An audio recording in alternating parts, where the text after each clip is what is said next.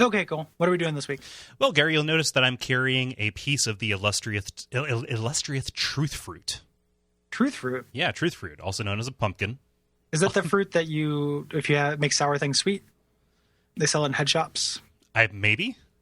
Okay. Is that a thing? That's a candy thing. Yeah, miracle fruit. Gives you the true flavors of lemons and shit. Oh, wow. That actually sounds kind of good. Yeah, I haven't done it. But anywho.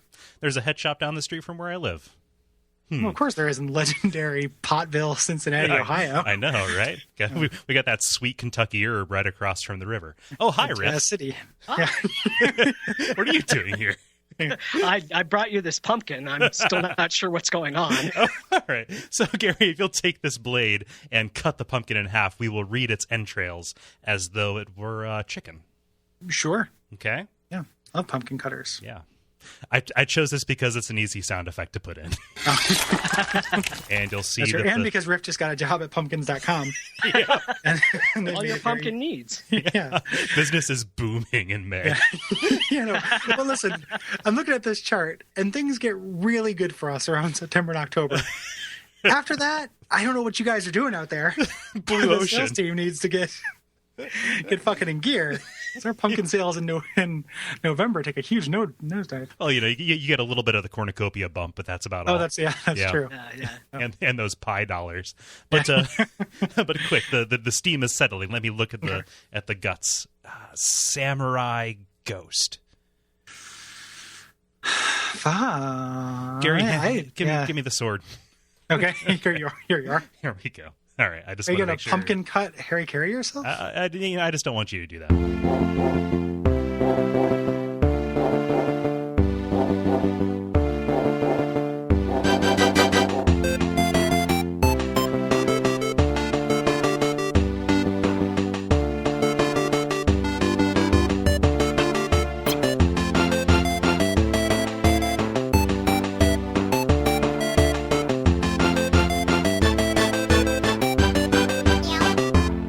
Okay. Yeah, because that'd be the worst way to do it. Like a pumpkin cutter? Christ. Ooh. Festive looking face in your abdomen. Hello, Mom. Welcome to my funeral. Why did you turn into the Big Bopper? I don't know. That's the voice of my stomach. You put on the edge of the coffin, like flip up shirt, and then like a little smiley face or an imp or something.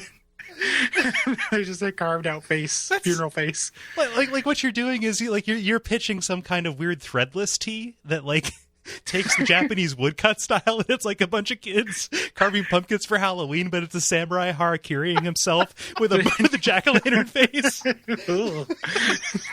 It's a good one. It's not going to win or anything, but yeah. Give it the old college try. To shirts for you assholes.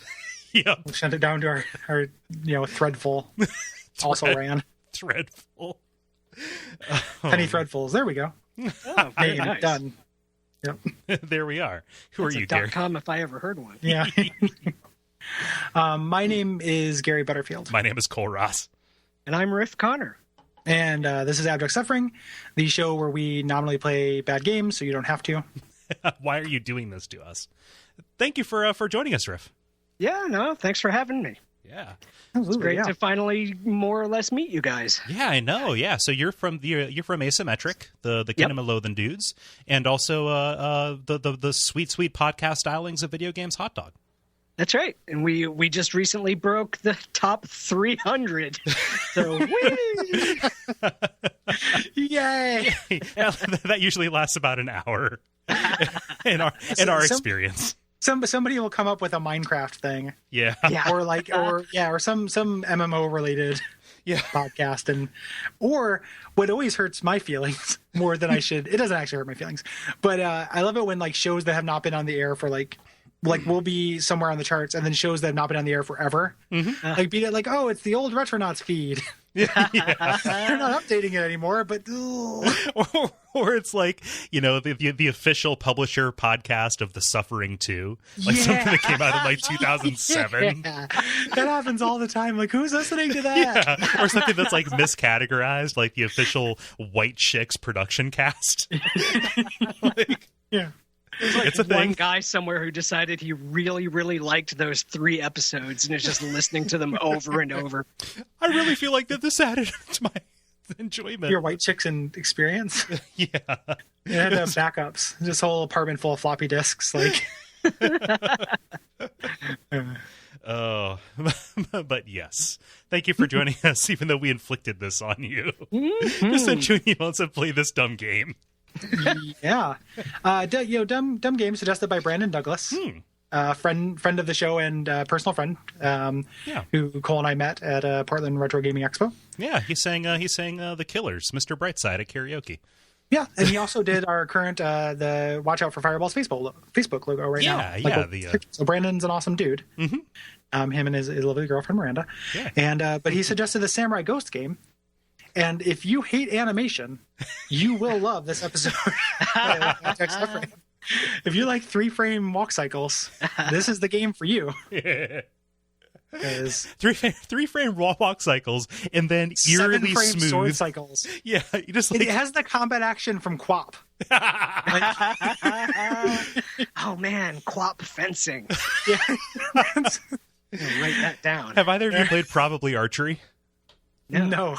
Yeah, I like that game a lot. Yeah, it's like a surgeon simulator style approach to archery, and a fencing version of that would be pretty like the next obvious step, I think.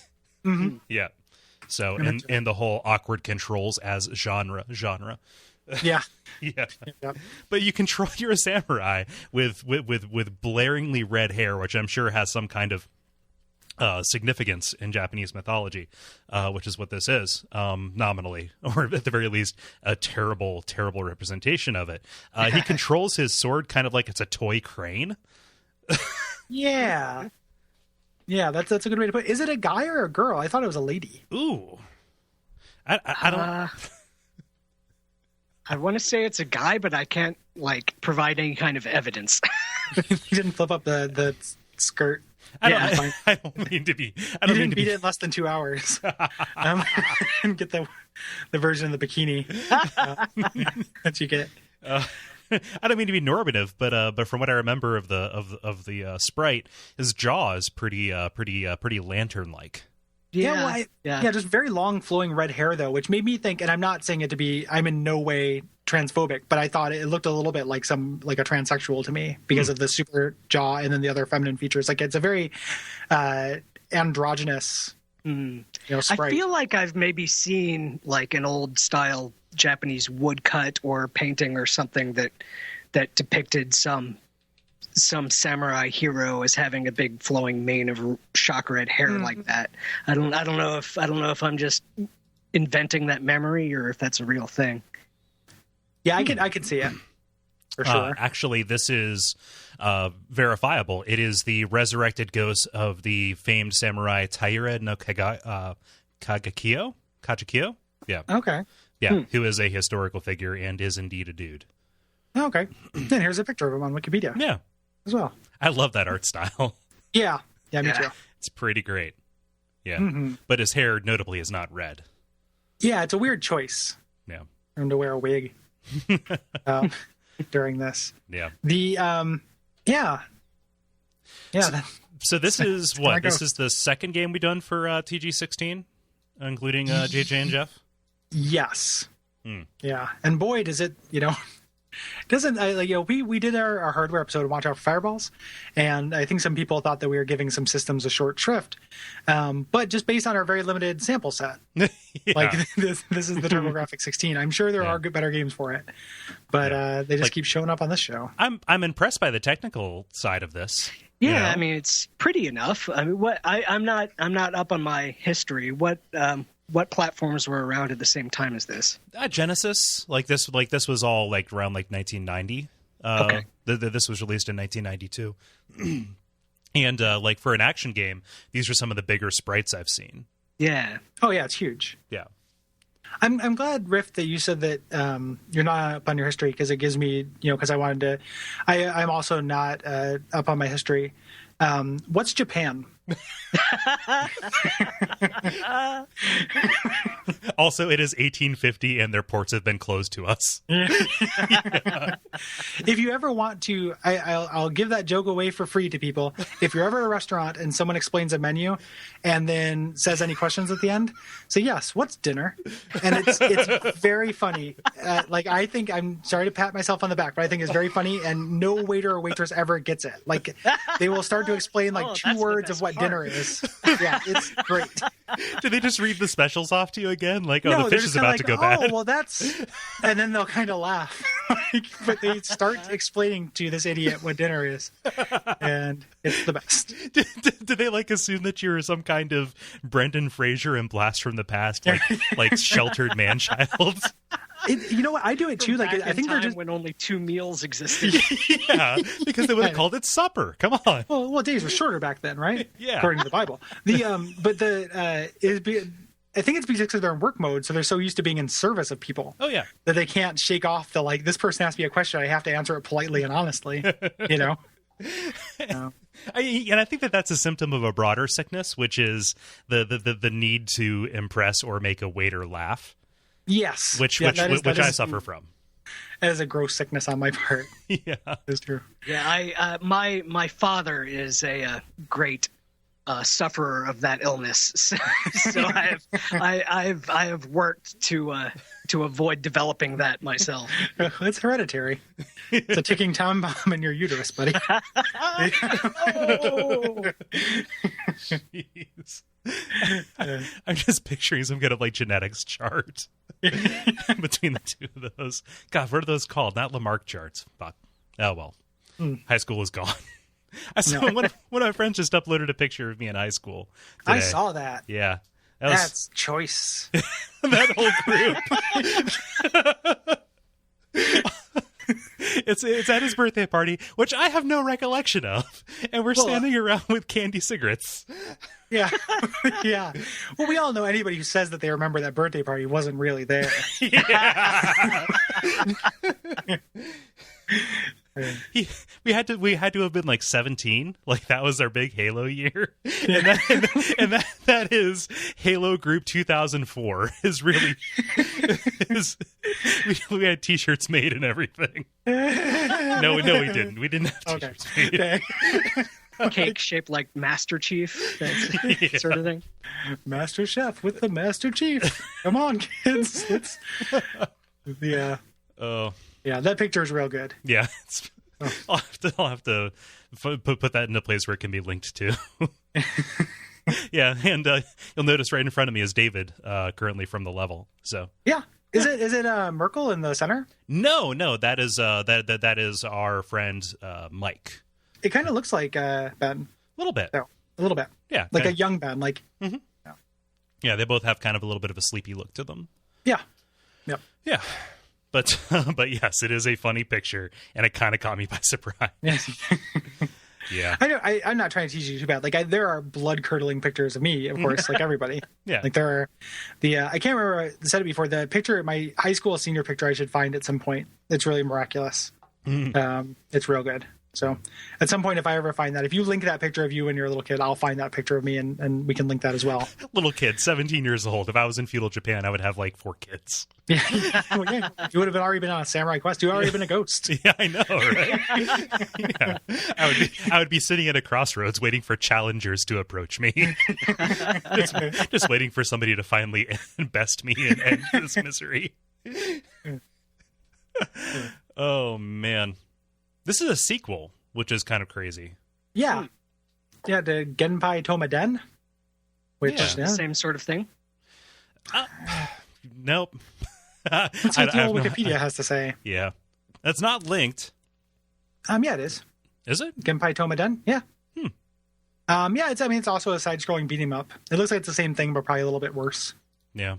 The Genji Heike Tale of the Demon's Demise, Volume 2. It sounds cool. Yes, it does. Yeah, like you did. This old lady says, like, go slay a demon. And you're like, yeah. Let's do it. Got it. Yeah. Down for that. Yeah. See this real cool metal, like the running off onto the dragon. Mm-hmm. You know, that's really cool. Yeah. And like there are pretty cool set pieces throughout this entire thing. Like the skeleton level. Yeah. I mean, come on. Yeah, it is problematic. However, Yeah. like it is not a good game. Yeah. Yeah, you're invincible. I had a real problem with invincibility. Like I just kept dying, and you'd get hit, and then you'd walk, like you'd get hit by a spear, get knocked back a couple pixels, walk forward, get knocked back a couple pixels, and lose half your life candles. Fire again and again and again. Yep. Yeah, that's about as far as I got, is the level with the skull spider. Oh god, yeah, that thing. Oh. I got slightly farther than that. I beat the third boss, that crazy robot that you kill by jumping on his knee and stabbing him in the face. Holy shit. And then after that I was thinking, man, how much longer is this game going to go on? If that was about halfway, then I could probably do this. And then it cuts to the overworld map, and the tiny island on the left bursts into flames, and the character walks onto the giant main Walks 4 pixels. Oh. Yeah.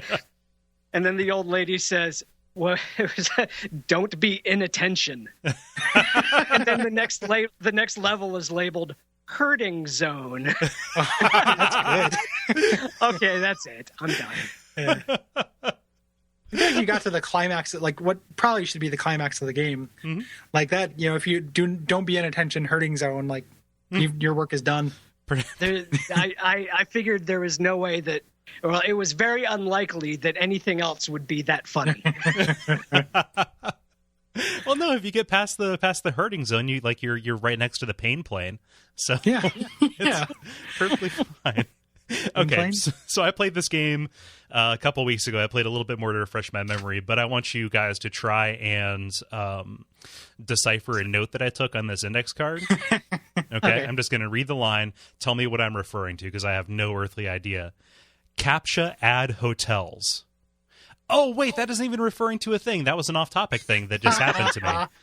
Trick question. Trick question. Oh, that's hardly fair. What movie did this happen in? Boom. Wasn't a movie. It was a dream I had. Yeah. Psych. Yeah, no. There's no way for you to know what this is. Yeah. Sorry, no. It was right before I played. I was like, ooh, we go off topic. And sometimes I write down things to... Oh, no, I'm opening the kimono. Yeah. No. So disregard that. But also, I'll keep it in. Sorry. I will. One of my favorite bit of the Wikipedia of Samurai Ghost is this fun little bit of trivia that says the original Japanese version subtitle was misromanized as Maki no Fatatsu by the official GameFAQs website, and the error was later fixed. Like, that's some trivia right there. Oh, gosh. Oh, okay. Well, it's all good now. All right. An alarm's going off in some room. 2 people are standing by keyholes on the opposite sides of the room. They're like sweating and like saluting a flag. And the screen refreshes. Like, frequently on like frantically on GameFAQs. Yep. And then they drop their keys from their trembling hands and they say, "Oh God, life is such a fragile coil." Not like this. Not like this. The company that made this made some good games though. Like, did you? These are the guys who did the Game Boy Advance Klonoa games. Really? Which are decent. They did the Katamari game for 360, the Beautiful Katamari, which is like it didn't do anything for the series, but it's a good game. Right. And then weird. So the crazier thing, and I might be burning cast for our eventual Yo Noid episode, but they developed the Yo Noid game, and originally in Japan it was called Kamen no Ninja Hanaman or Hanamaru, which to me just it might be a Super Mario 2 level like reskin. I think that I'm actually I know that's what it is. Oh, okay. Like it used to be, that is not the Noid's name in Japan. Yeah. What does common mean? Is that something like monster? That's kaiju. Shit. I'll shut up now. All I know is there's a common rider somehow. So yeah. In Japan, they call him Annual Gift Man. He lives on the moon. Speaking of rider, they also did Sonic Riders. Yeah, they don't fall off. Yeah. I don't know Sonic Riders. Ooh, Ninja Assault. Did you ever play that? Yes. Yeah, that's actually pretty fun. Yeah. Yeah, these guys aren't so bad. Mm-hmm. They're at about half and half. Yeah. Oh. And published by Namco. Yeah. Which makes Which half would we put this in? Redemption or Miserable? Yeah, of the half of Now Pro's illustrious catalog. I'm gonna say bottom half. Pretty bad. Yeah. I mean, it's pretty, but it doesn't play well. Yeah. Yeah. Like it moves. Like it and like for the fact that you're controlling this weird gangly, like anatomically correct tall person, like it does control decently. The level design is actually super shitty in this game, though. Like, you just kind of go through this endless background until you just hit a red gate and the level just ends and opens up again somewhere else. And it's like so flat. It's like they knew that like spikes and one character width wide elevators and fire were all things, but the idea of a hill or like a platform that you can walk along. Yeah. Well, you couldn't do more planes because if you're up even a couple feet, your character's head would touch the that's the true. top of the thing. Like you're too tall for multiple planes. He's weighing his head on the score. Yeah. Yeah. My life candles. And I light his hair on fire. On the health bar. That hairspray. Yeah, he does kind of look like an 80s glam rocker a little bit. Yeah.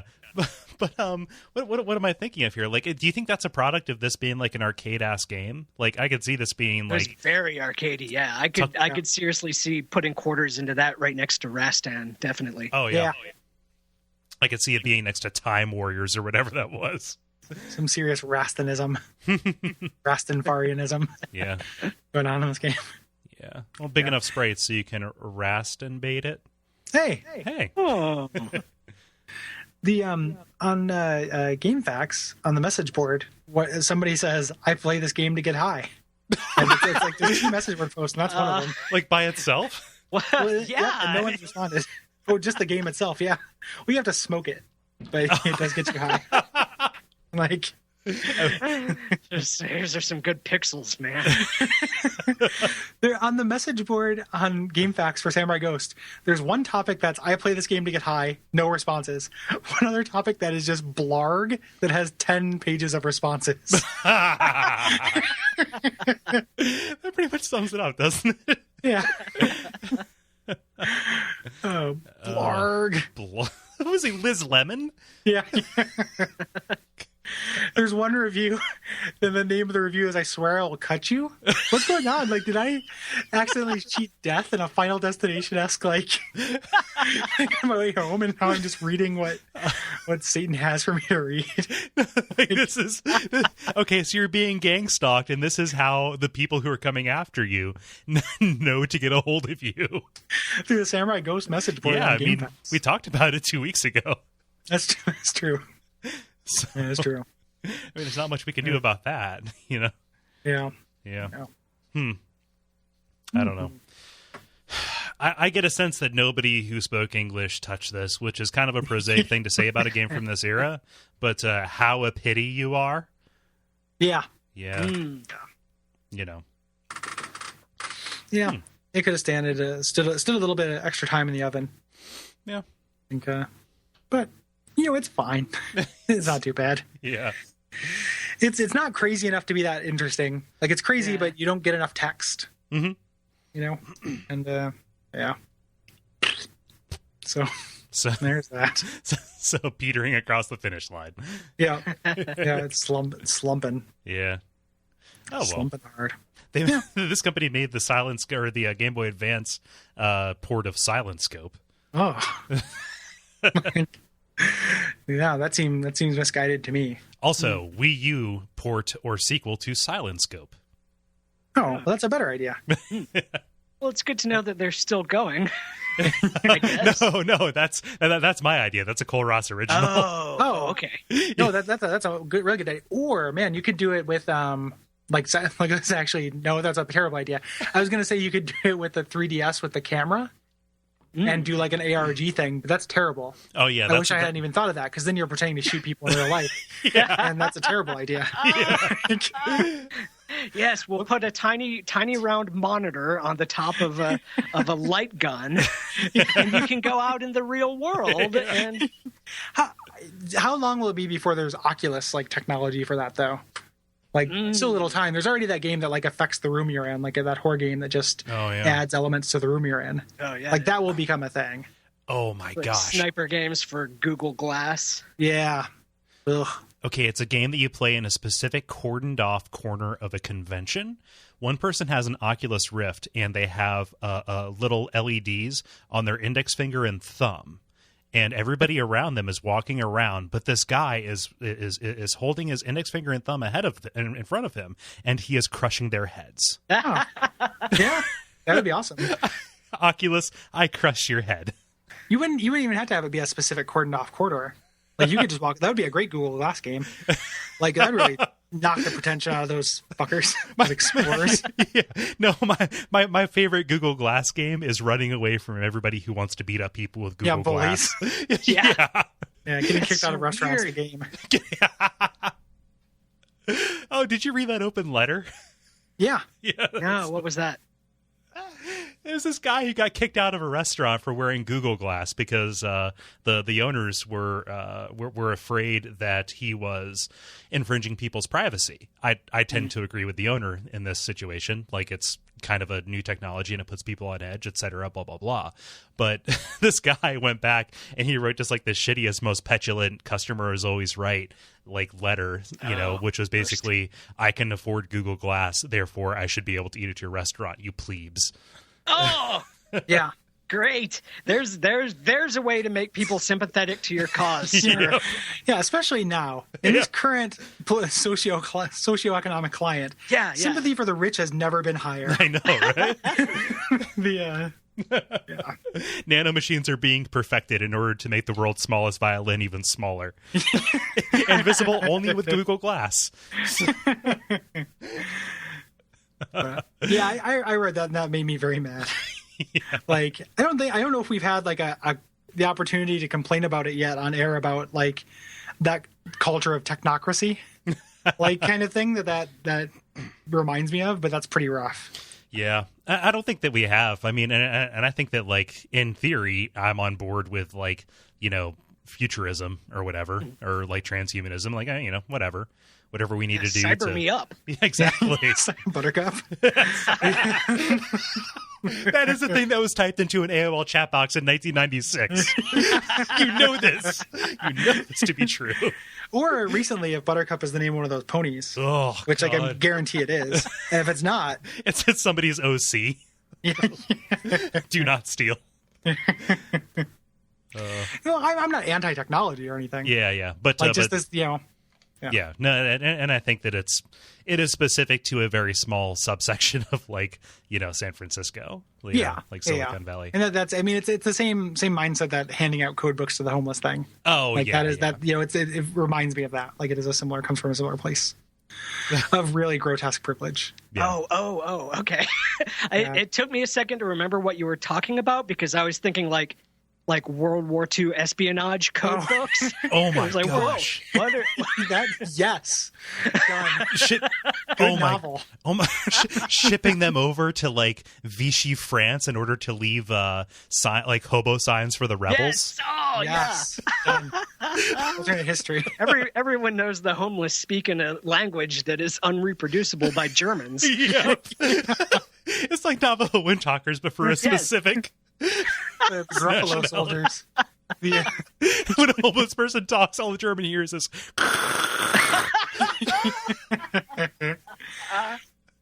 When you first said you thought you heard code books, for a second I also thought about like Game Genie code books. Oh yeah, like which Oh, all the homeless people are the magicians that know the cheat codes for real life. Wait, that happens in the Invisibles. That is the premise of the Invisibles. So. Yeah. Also, you were describing the premise for the unshot alternate ending for The Wizard.